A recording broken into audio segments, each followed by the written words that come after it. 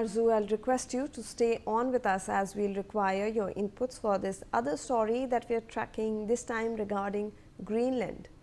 US President Donald Trump is discussing a range of options to acquire Greenland, including the possibility of a military action, with the White House calling it a national security priority. The statement has triggered sharp pushback from European allies, with multiple leaders rallying behind Denmark and stressing that Greenland's future can only be decided by Denmark and the people of Greenland. Denmark has warned that any US attack would undermine NATO's, and Greenland's Prime Minister has also called for respectful dialogue, emphasizing that the island's status is rooted in international law. The issue has regained momentum after recent US military action in Venezuela, with American officials signaling strategic interest in Greenland, even as reports suggest Washington is exploring purchase or association rather than invasion. So, Arzu, on one front, we saw the US action in Venezuela. Now we are looking at Greenland.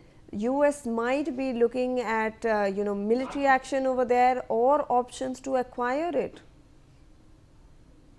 The White House has confirmed that the US President Donald Trump is reviewing the multiple ways the United States could acquire the Greenland, and using the US military is what is being discussed as one of those options. And this comes amid the Trump's assertions, that control of Greenland is a national security priority for the US, and particularly to counter the Russian and Chinese influence in the Arctic region. And White House press secretary said that the president and his team are considering a range of options, and that as commander-in-chief, Trump could theoretically use military force if he chooses. And this type of language has alarmed US allies in Europe because Greenland is a self-governing territory of Denmark and part of the NATO, and threatening to seize it by force would violate the basic principle of sovereignty and the